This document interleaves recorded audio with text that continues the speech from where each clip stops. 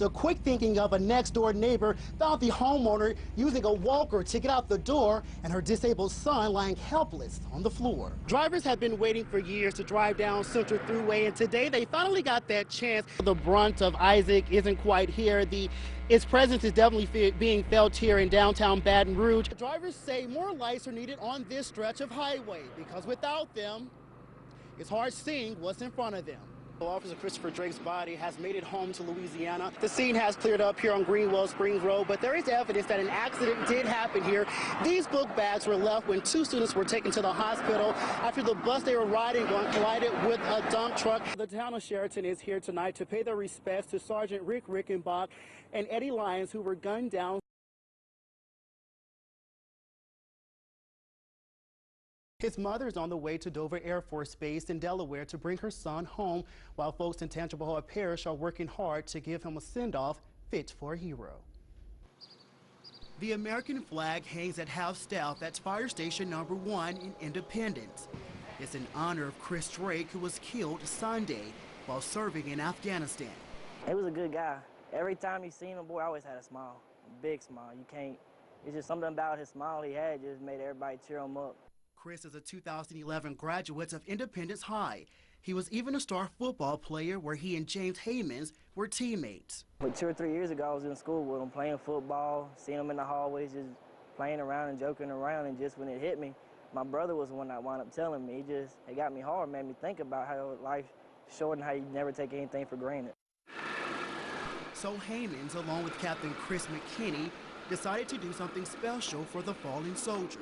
We actually want to parade him to where his final resting place is, and got all the fire departments in the parish participating. Tuesday, these firemen spent all day cleaning and buffing engine number 3.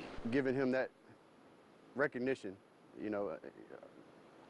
per se a hearse, we can't see it, but showing, he served our country. It's only best that we can do what we can for him and show him how much we greatly appreciate that. The old engine is rarely used, but for this hometown hero, is being put back in service. Yeah, she was stuffed away and dirty as can be, and she's shining like a beauty now, ready to go. Shining and glistening, ready for this hero's last ride. Thank you. Not many people can do what you did, man, and thanks. Now, funeral arrangements for Drake are still pending. Adrian Pittman, WBRZ, Balance News. Truckers say not only are these new rules putting the brakes on their schedules, it's also putting the brakes on money being made. For 22 years, Anderson Cochet has been behind the wheel of an 18-wheeler. I love it, man. It's my life. But his love for the road is starting to take a detour. It's really annoying. He's talking about the hours truckers are allowed to drive. The Federal Motor Carrier Safety Administration is cutting their time behind the wheel from 82 hours in a 7-day period to 70 hours.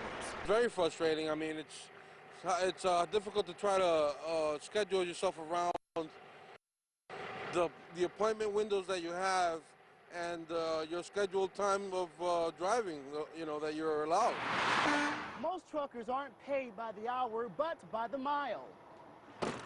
So even time spent just sitting counts towards that 70-hour limit. And if you have to stop in the middle of your delivery, you're going to get penalized.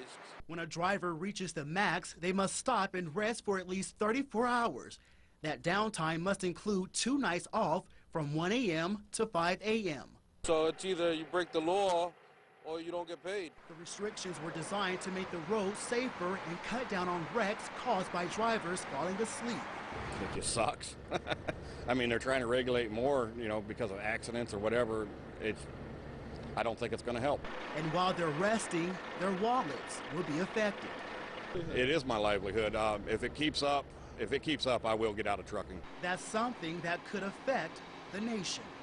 It's just putting the brakes on America, really. And if we lose truck drivers, we lose America, basically. I mean, we keep it moving. And if truckers break those rules, they could be fined up to $11,000. We're live in Baton Rouge. Adrian Pittman, WBRZ, Balance News. Some residents say they're moving out of the parish and not looking back. That's something parish officials fear. for 20 years. Peace and quiet, peace of mind. Is what Gerald Merritt has called 107 Crawfish Stew Street. I love it out here. To leave it all behind. It don't make me feel good. I mean, I don't want to leave. But with this ever-growing sinkhole about 500 yards away from his home, he feels he has no other choice. It's possibly, I believe it's going to get worse, so, you know, I need to go. I need some peace of mind. It's been 11 months. You know, So he and about 40 others decided to accept a buyout offer from Texas Brine, the company believed responsible for the sinkhole. But when Gerald leaves, he's leaving the parish. No, I was content here, and this is where I wanted to be. And I don't want to move, but I'm going to move. With a large number of people moving, that means the parish could lose out on money. So it is money that the parish is not going to see anymore.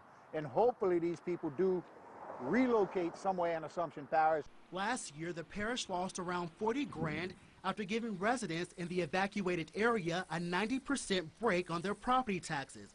And now with some leaving for good, parish leaders fear that loss could be greater. And it's a lot of uncertainty, and we just be guessing to be able to say this is what's really going to happen. But what is certain is this sinkhole has swallowed dreams and a lifetime. So all this was to retire and you know, let my remaining years or days just go out the way I wanted, doing what I wanted to do, but that's changed now. Now, a spokesperson for Texas Brine says once the settlements are complete, they will discuss what to do with those abandoned homes. Adrian Pittman, WBRZ Balance News.